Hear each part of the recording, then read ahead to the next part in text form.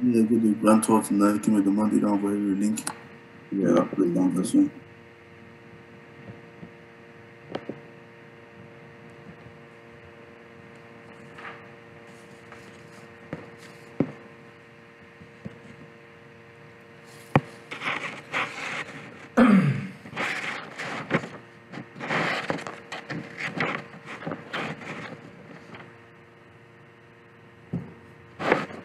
Hello.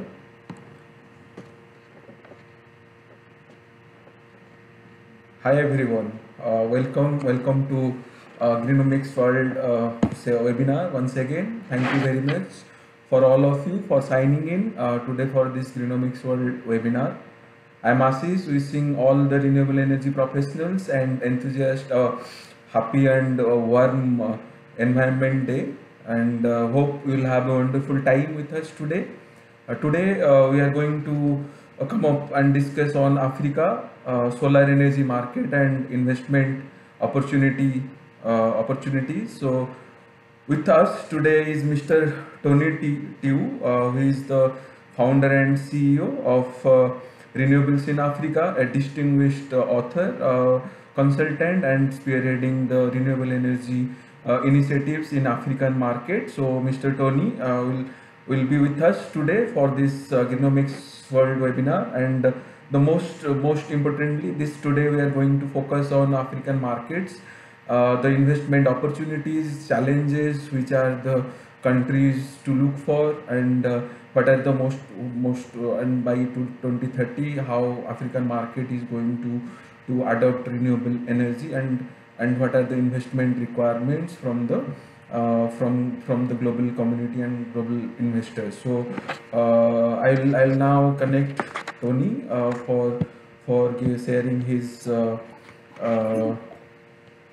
sharing his presentation with us, and he will give us an in-depth and detailed analysis of the African market and all the investment opportunities present. So hi Tony, can you hear me? Yes, I can hear you. Can you hear me? Yes, I can hear you. And thank you, and welcome to Greenomix World webinar series. And thank you. And now you can share your presentation in the to the audience, and you can take on and discuss all the African markets and your agendas. Hello. Okay. Hi. Welcome. Thanks for that. Tony. Thank you. Okay, so let me share my screen now, right? Yeah, sure. So first of all, Ashish, I think I'm okay. So now I think I can share. Let me share now. Desktop, where should I share screen? Can you see my screen? Yes. Okay, brilliant. Can you see that? Can you see? Yes, yes. Okay, that's It's great. coming. So It's looking nice. I'm just gonna make a start on the presentation. So okay, so hello everybody, and thank you for joining this session today. Thank you for making the time to be with us. So my name is Tony Tio from Renewables in Africa.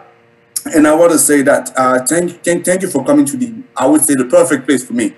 So why am I saying the perfect place? I was just going to say, first of all, look at the beauty that you have in front of you, this picture.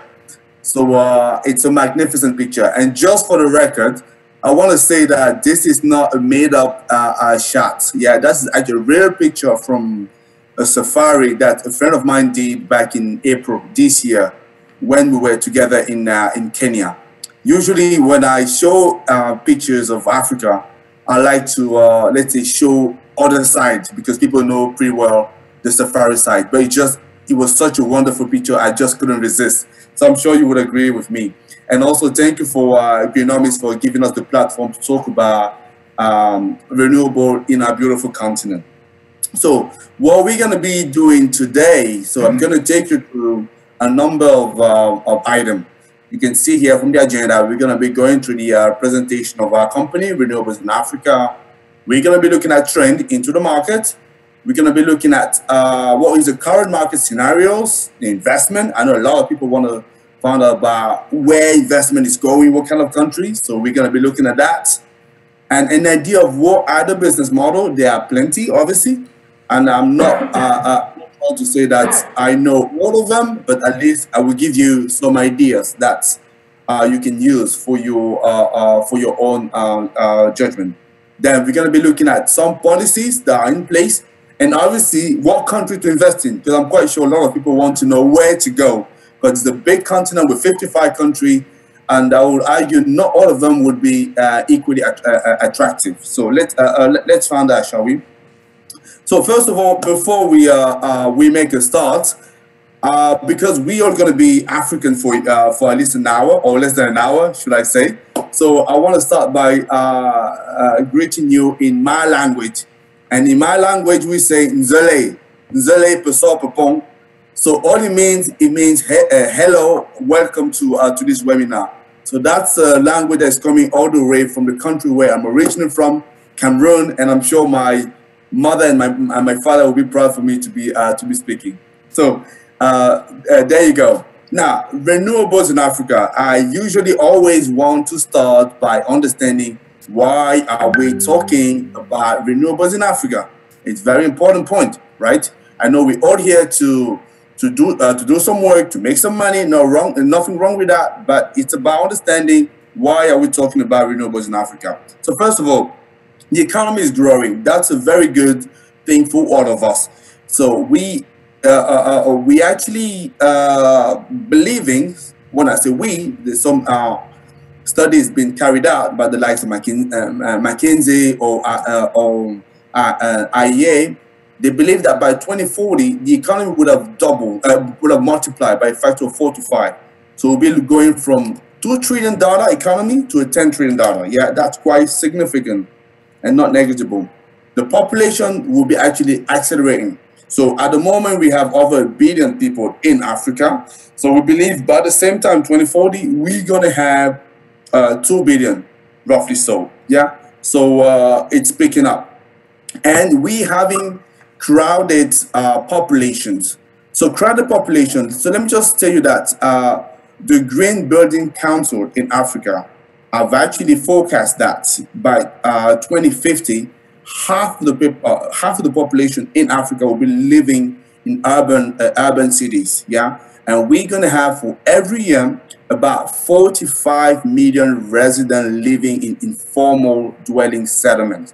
That's what all of that is pointing towards one thing in my mind. So there's going to be more and more and more energy demand, yeah, that will need to be met. And at the moment, the picture is all turned towards fossil fuel generating economy. Yeah, that's what we have to do. So that's the reason for me renewables in Africa matters. Now, having said that, renewables in Africa is also the name of our company, and we chose that purposely. So what are we doing in renewables in Africa? So we are a clean energy engineering consultancy. We providing technical advice to our clients. So we're talking about the likes of project developers, and power consumers. So currently we are involved in project in Cameroon, in Kenya, in Sierra Leone, but also beyond Africa. Because for me, Africa is not just people living in Africa, it's also people from African descent. So it's taking us as well to emerging markets. So we're currently as well involved in a project in Puerto Rico.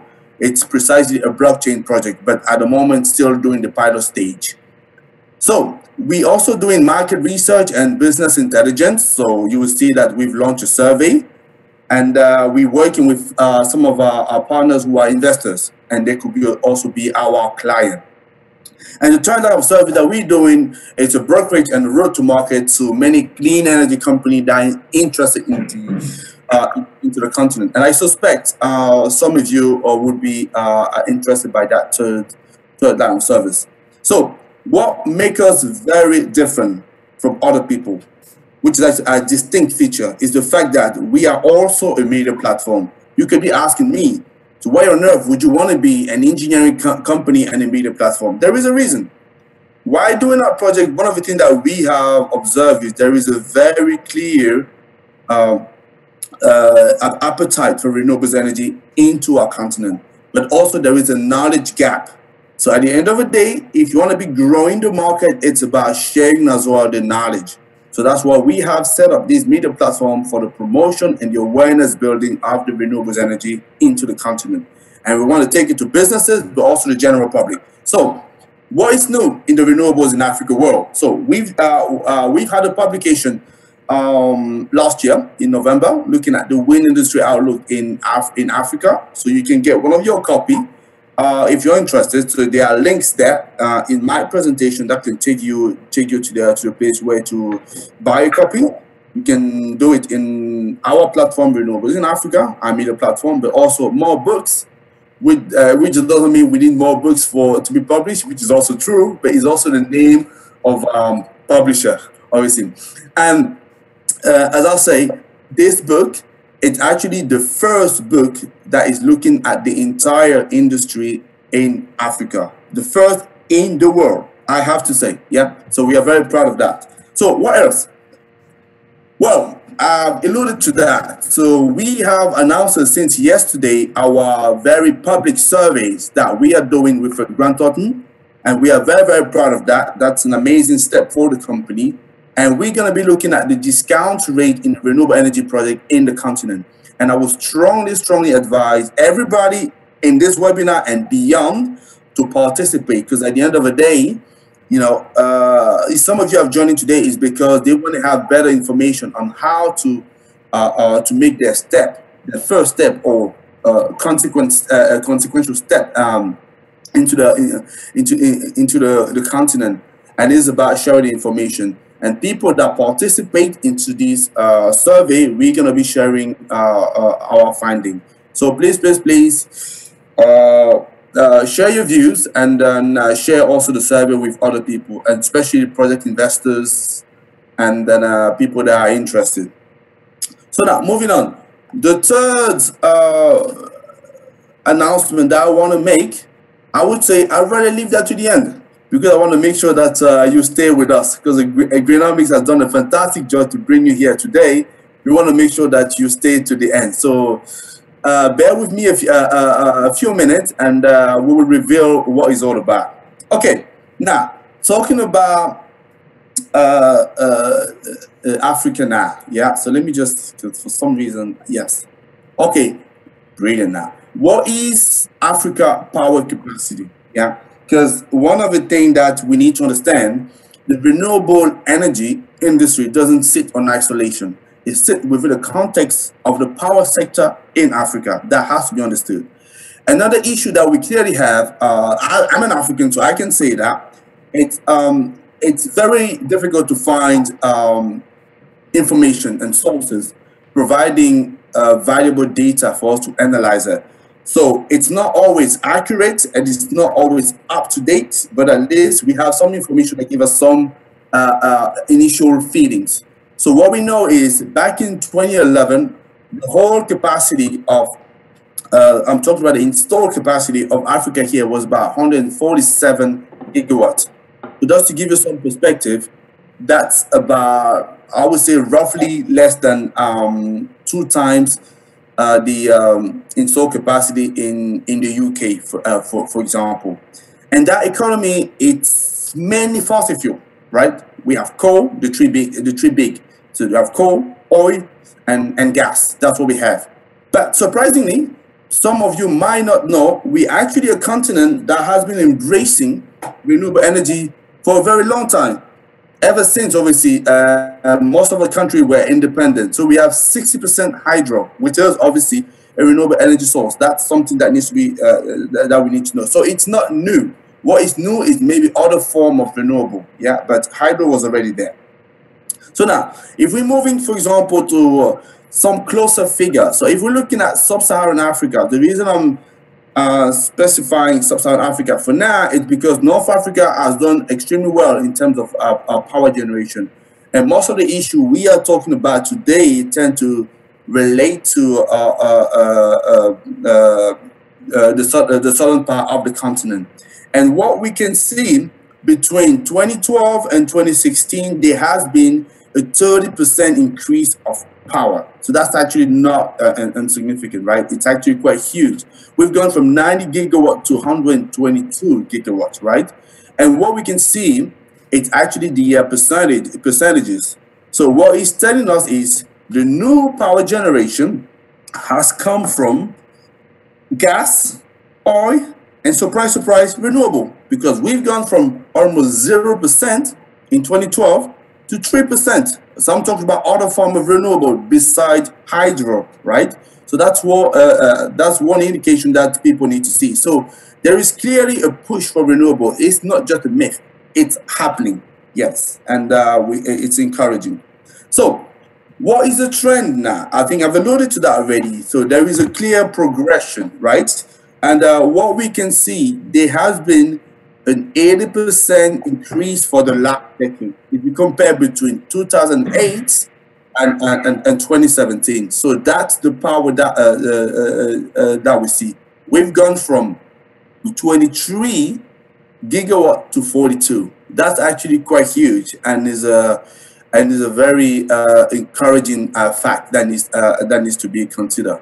And green power, we can never say no to that, especially in light of all the issues I've highlighted at the start.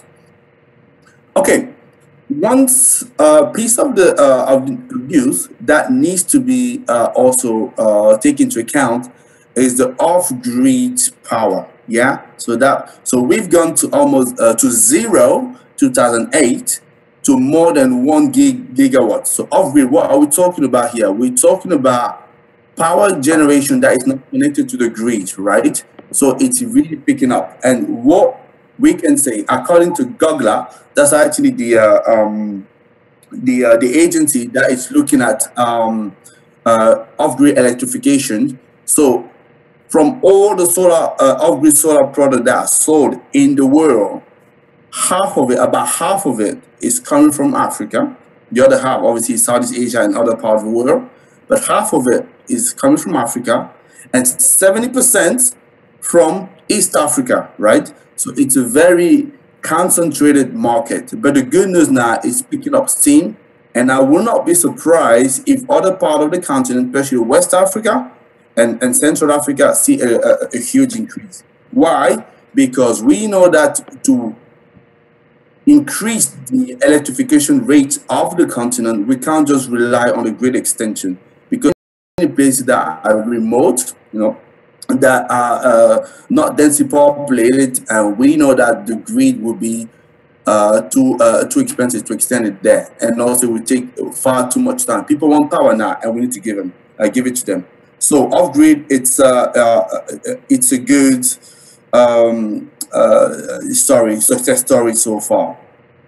Okay, so drilling down a little bit more into this figure, what can we see?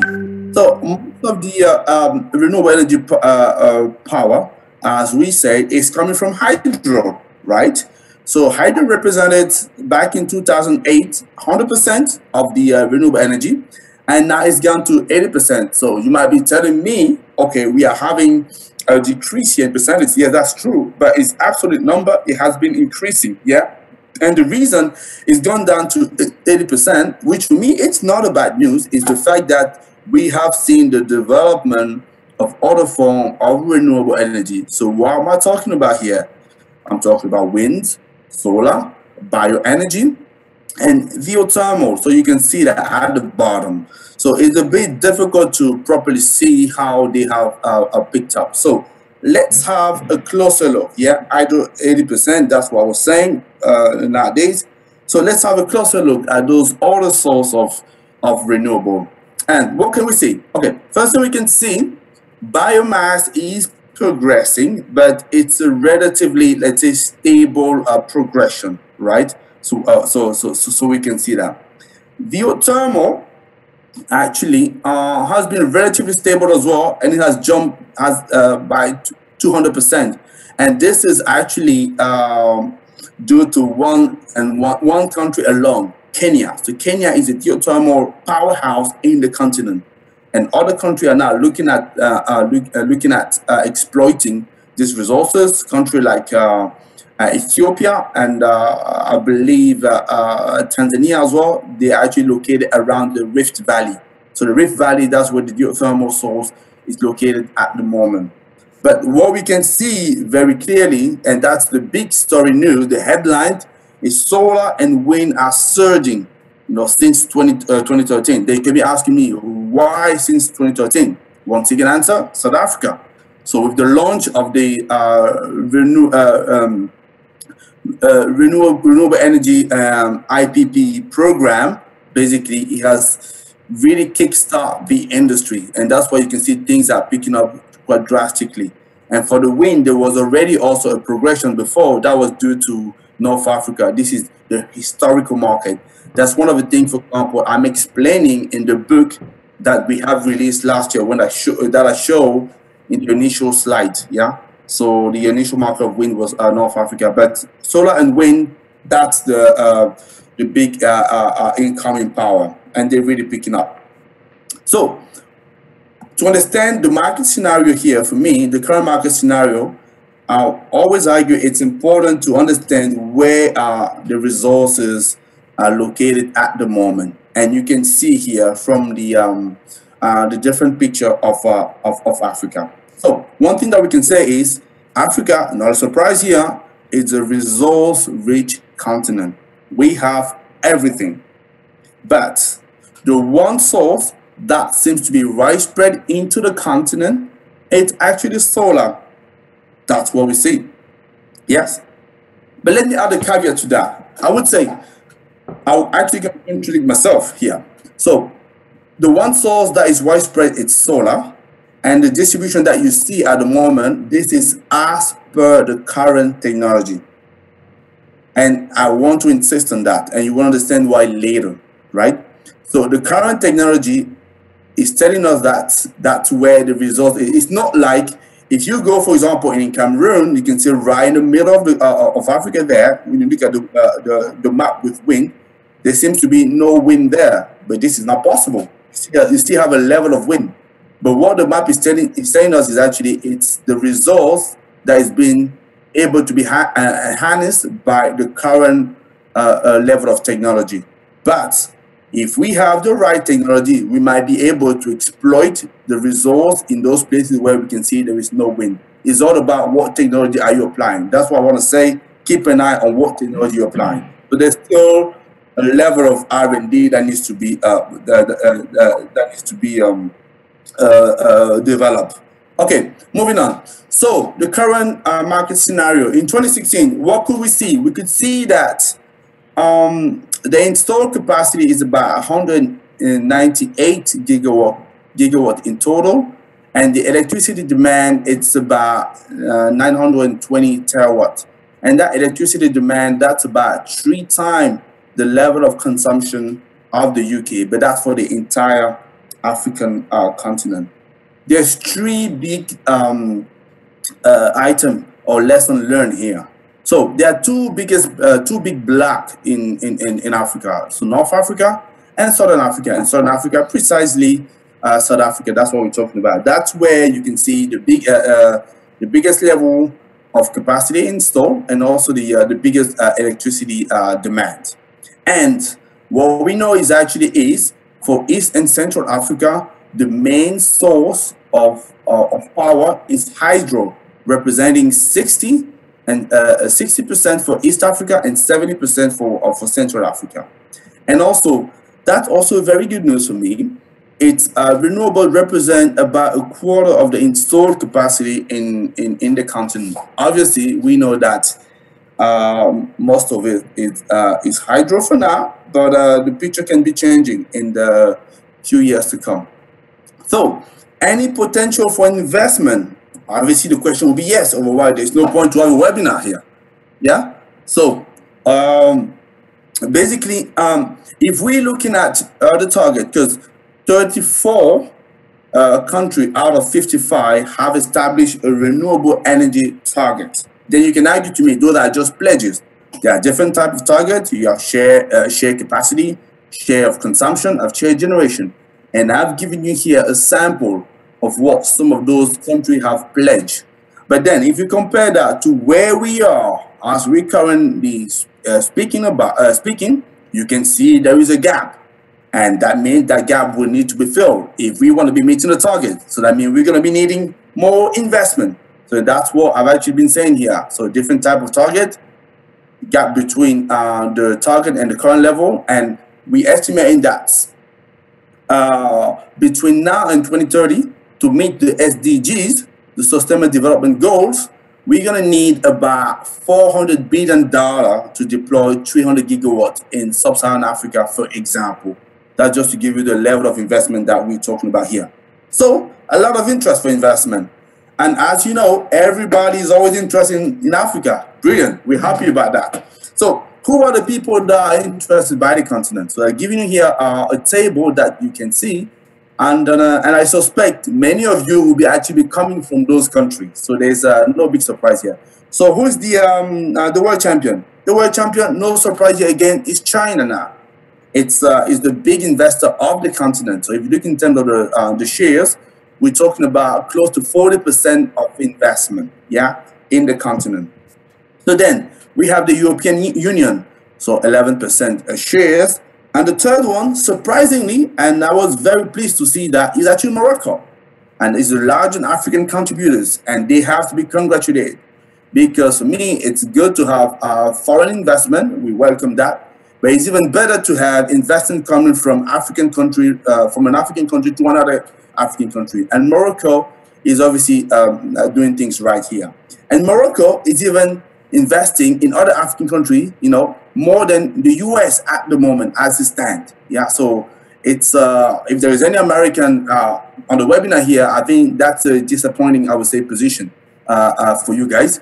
And I would argue that obviously with the America First policy, I'm not sure it's about to change. But hey, the world carries on. Okay, so the last one here I want to highlight is Japan. So those are the big foreign investment that we see on the continent. So let me be more. Quite clear here. I'm saying those are FDIs for the continent. I'm not saying all of that go to clean energy. Obviously, there will be some other sector they will invest in, but most of the time, those investment will go towards infrastructure project. And when you talk about infrastructure project, at the moment, mainly goes to either power or transmission. So another graph to show the investment of China versus the US. You can see China is progressing. It's relatively stable, and US it seems to be a little bit all over the place, and it has been dipping recently. So now, where is this money going? Yeah, just to give you a perspective, let's look at, for example, a 5-year gap period. So Climate Scope has provided us with this graph. So just for a short explanation to people, so Climate Scope was an initiative that has been launched by Bloomberg New Energy Finance, working with other partners. And what they have been looking at, they've been developing a country by country assessment in terms of clean energy investment. They've been doing that for 58 countries. That was the count in 2016. And out of those 58 countries, we had 22 African countries. So this is not the full continent, but it gives you a good idea how money is flowing in. And to be honest, the country that they have selected, that's usually where the industry will actually focus on. So what we can see is obviously the top destination in terms of investment. No surprise here, it's South Africa. And especially we can see there has been a peak in 2012 and then followed by 2013. That was obviously after the launch of the RIPPP program. Yeah, so there's no surprise there. And then we have as well Kenya, that come in second, and then other countries, Ethiopia. So those are the top country in terms of the investment destination here. So now let's have a look to the investment by the different sources. What technology is favored? Again, no surprise here. I'm sorry for you guys, so I'm just showing you things that you sort of guessed already, maybe just adding some figures there. So we have solar and wind are the two big winners, as you can see. The investment has been dropping a little bit, but they are clearly the main top investment that we see as per climate score. So now, what kind of different business model are we seeing here? So first of all, the sector is very diverse. So for people that did not know that, so it's important to recognize that we have utility scale project, we have mini grid, microgrid, or a solar home system. I suspect in places like Southeast Asia, it will be roughly about the same. For utility scale, in terms of the business model here, most of it's about independent power producer that are signing PPAs with government, and usually the off-taker will be the public utilities, and there are different type of contract that you can have. You can have a build, own, and operate, or both, or whatever. Yeah, and I've given you some example of some of those IPPs. Then for the mini grid, you still have IPP and PPAs from time to time, but it's not the only one. You also have a metering system and remote monitoring, where you have mini grid owner that want to control remotely the system. And the off-taker usually here will be local communities, or there could be some anchor clients. Again, you have some example of a company there. And then the third sector is a pay-as-you-go, and remote monitoring. That, like I say, that's where you see, and also another a big development there with 1 gigawatt of grid solar, as we see at the moment. So we also starting to see a new type of business model here, where you have solar bond and securitization. So what is happening here, because this market is clearly picking up, those companies are able to aggregate a bunch of customers together and use that to go and create a bigger project that they can present to their investors. So that's what they've been able to develop the bond and the securitization. So that's the kind of business model that we see here. Now, in terms of the power policy, again, there is a wide variety in the power sector in Africa. But there are actually two types. You have the regulatory policies and the non-regulatory policies. And for the regulatory policies, again, you want to distinguish between the large scale, the distributed generation, and the decentralized. And usually, the main type of policy that you will see is the feed-in tariff. You have either the FIT or the FIP. Then you have the auction, or you can have obligation. That's what you have. And to give you an idea of some of the countries that have applied that, you have Algeria, Kenya, Rwanda, that's for the FIT, and South Africa, Morocco. South Africa, for example, is a good example because except from the FIT policy, they have applied all the others, basically. And then, and that's one of the few countries that have done that. And another country that have done it, but better than South Africa, it's Ghana. They have applied actually all of them, including the feed-in tariff. Yeah, so that's what you guys need to know. For the non-regulatory policy, the country, for example, like Cameroon, like I say, so my home country, There isn't any regulatory policy at the moment, but there are some clear incentive, some for the import duty that that either if that had been, I think, suppressed or maybe reduced. I need to check it again to know exactly where it stands at the moment. So, what country to invest in? That's the million-dollar question, guys. I guess that's what you guys wanted to know. But again, I'm going to disappoint you and say there isn't any single answer. It all depends. What do you want to do? What market are you interested in? Do you want to do utility? Do you want to do mini grid? Do you want to do solar home? The answer will not be the same. So, what region of Africa are you interested in? Some people will prefer North Africa. People will say, hey, I'd rather stay with East Africa because I know that well, or I have already a representation there. Some people will say, risk appetite. I'm very, like I say, ambitious. I want to really attack the market. So, yes, so it depends on risk appetite. One thing I would say, though, I recommend to be looking at the Mo Ibrahim Index, to have an idea what country, in terms of governance, it's well positioned. But just to give you some suggestion, though, I would say if you were interested by utility scale, you want to be looking at South Africa, Kenya, Morocco, Egypt. Solar hub system, you have East Africa sites, Kenya, Rwanda, and Uganda. But if you're looking for scale, because you want to scale up into the continent, you have a lot of investment to spend. So obviously Nigeria, the biggest economy and the most populated country, will be an ideal destination, although it's a challenging market. Then Ethiopia as well, which is in a big growth progression at the moment, and don't forget Algeria with the potential for solar there. But what I will say though is the whole continent is really up and up at the moment, and you really want to be playing the long game. And it's important for you, if you want to attack the market, to get the right information and also connect to the right people. And we can certainly help you with that for some of you that are interested.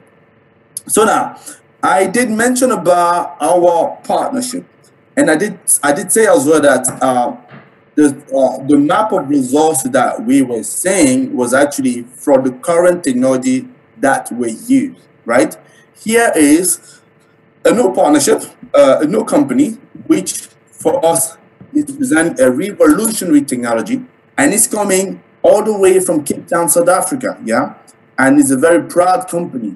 Cyclone Hybrid Technology, the first African inventor that has actually developed a micro energy generator that is able to be powered by wind and hydro.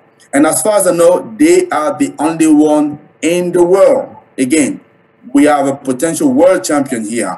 And what is quite distinct, significant with them, is they are able to generate power for a very low speed, wind speed, just 1 meter per second. That's actually, for me, quite significant. How does it look like?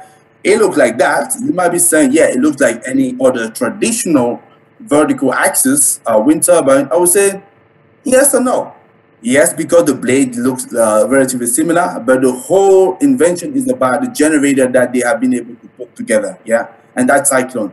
And we are quite excited because we have partnered with them, and then we're going to be working very, very closely with this company. And I believe the CEO of the company was going to join us into this webinar, so he might be around. So maybe in the Q&A session, if he's around, so we might allow him to say 1 or 2 words. So it depends of Ashis, obviously. And I was going to say, so that's what I had to present today. So hopefully you were able to learn a couple of things. So here our contact there. So please don't forget about our survey. So that is currently running. We've gone on. So participate. We're going to be sharing information with you. And all that is left for me to say is just to say again in my language, Ngepelo, which means thank you for listening. Yes. Now I'm open for questions. Thank you, Tony, for this wonderful insights in details, and it's really good one. Okay.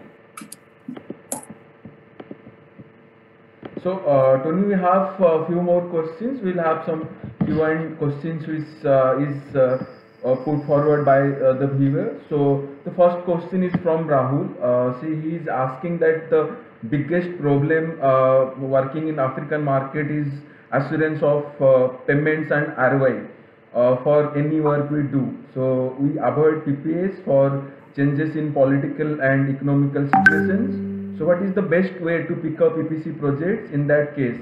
And if we form any SPV with any company, so what are the credentials we need to check being involved in African market, so that we will be getting our invested fund in a easy way for all our projects. So what are that risk mitigation factors?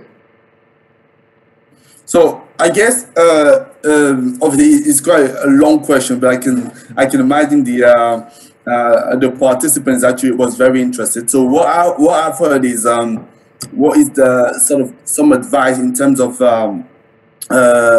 getting involved into the continent and getting around all the different issues. So what I would say, so for people that are interested into the African market, my advice would be to really play the long game. Yes. So if you're looking to get into the continent in the next couple of months to 6 months, and if you don't know nothing about Africa, you're obviously gonna struggle.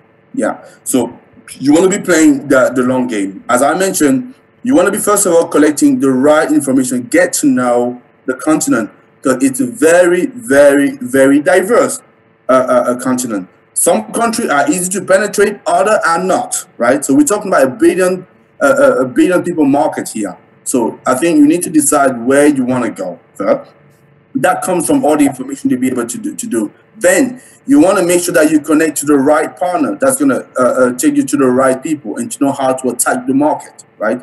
And yes, there is a lot of politics, just like anywhere else. There's a lot of politics at play here.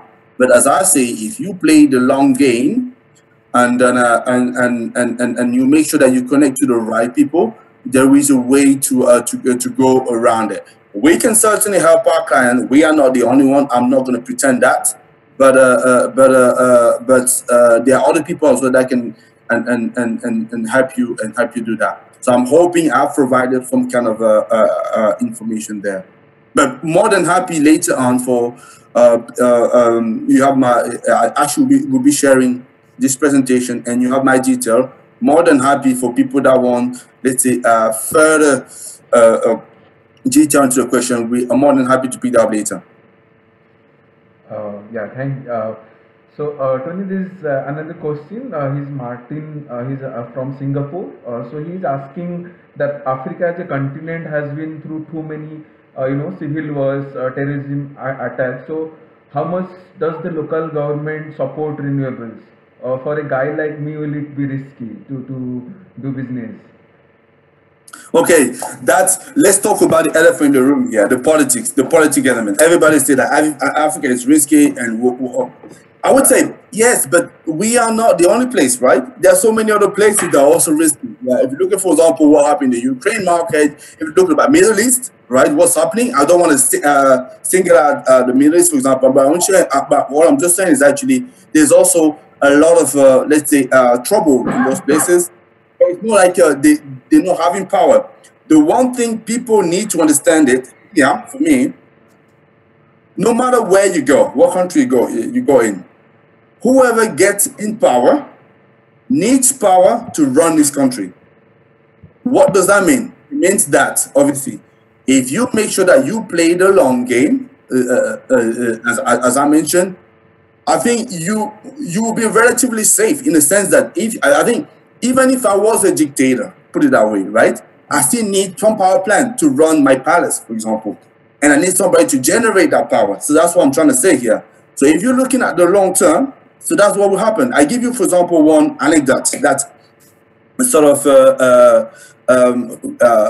reinforced my judgment here. I was talking to a colleague of mine from the industry who was telling me that throughout the whole crisis that we had in Cote d'Ivoire a few years ago, right? So I think this, we can call it the civil war, lasted for about 5 years or so.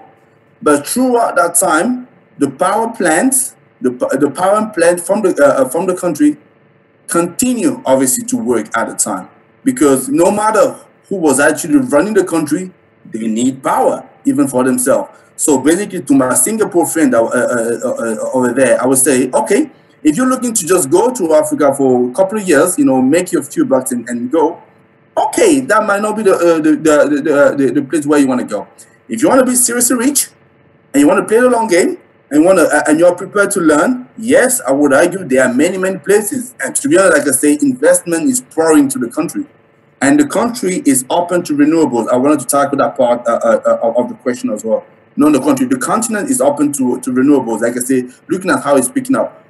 The issue, one of the issues that we had before, it was that the cost of renewable was a little bit too high compared to other markets, because like I say, renewable doesn't sit in isolation.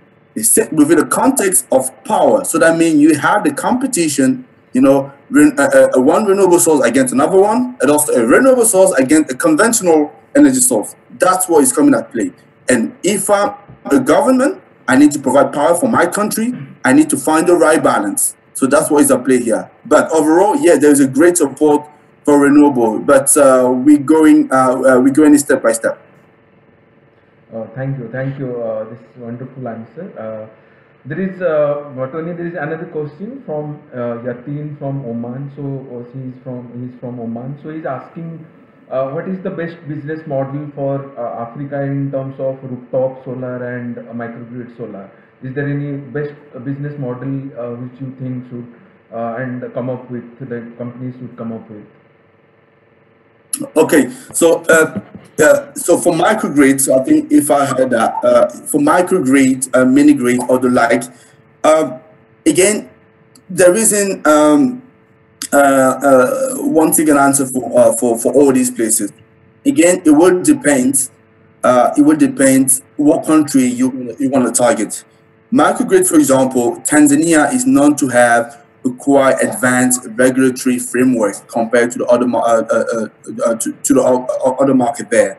So that means over there, you most likely might have a strong PPA that you can sign with local authority, and you can also benefit from the local incentives. So that whether it's a feed-in tariff or auction of whatever. In other countries where the regulatory framework is not that developed, you want to be looking at what incentives are put in place for investment. The IPPPPAs might not be working. So you might be going for something like a remote monitoring. So, like I say, it's very much a diverse approach. It's a little bit difficult to believe that there will be only one. Like I say, it's a huge. Unfortunately, one of the issues we having when we talk about Africa, we're always talking about that just as a single entity. But it's a huge place and very, very different. I can promise you, I'm from Central African side, yeah, or West Africa, however you want to call it, because Cameroon gets added to one of both. So when you go from the West Africa side to the East Africa, it's very, very different. And when you go to Southern again, it's another world. I've been traveling to all those places. I'm the first to be amazed. So, like I say, I would rather advocate an approach by region, by country, and then looking at what business model can work there. So I'm hoping my friend from Oman got some answer. But as I say again, if you want more, feel free to get in touch with me. Yes, thank you. Then this is the last question we will take, Tony. This is the question is, can you tell the status of floating solar PV plants in Africa? Is there any scope for floating solar PV plants? Would you mind actually repeating? I think I didn't get it right. The question is what is the status of floating solar PV plants in Africa? Floating solar is the on the rivers and on the dams where you put up canopy of floating solar PV power plants. So is there any advancement in African continent for floating solar? So that is the question. Well, I think if there is any advancement for solar in Africa, solar PPA. This is for floating solar. Okay. Okay, floating solar. Yes, Sorry. yes, yes. Okay. Oh, okay. I think if I understand the question, we're talking about floating solar and potentially some advanced technology for solar in Africa, correct? Yes. Okay. So remember the industry is still relatively young in the company. We're talking about a decade old our industry. So we're still learning and maturing, right? So in terms of the floating solar, I've not personally come across an example as such, just because the continent as a whole is still getting to grip with the technology and with raising the interest. Having said that, I have full confidence that in the coming year, just like Cyclone is showing, we're going to start seeing more and more innovation coming from the continent and having African people developing solution that will suit them and that would exploit, that be able to exploit all the different resources. Because ultimately, for me, that's where the real answer is about an energy mix. So how can you harness not only one source, two sources, but all of that you have, right? So I'm quite confident that we're going to be seeing more and more technology development in there. And as I say, Cyclone has just shown it, and it's an innovation that's coming all the way from Cape Town, and they've already sold a number of units across the world. And like I say, so in terms of floating solar, at the moment, no. But I would argue, ask me the question in 5 years' time, and there might be a different answer. Okay, okay, sure, sure. Tony, there is a very specific question which is coming from Rahul again. So, I think he's currently working in African subcontinent. So, I'll ask him to connect with you for sure. So, he's asking that he has actually decided to form an SPV with an African partner, right? And so they're okay with investment for the EPC projects, but later they got to know that the discom or the utility company with whom they are going to sign a PPA is going to pay them back by taking a loan. So that was the situation. So because of that, they backed out of the situation, thinking that whether that utility company is going to get a loan or not for this project. So how you are looking at these problems?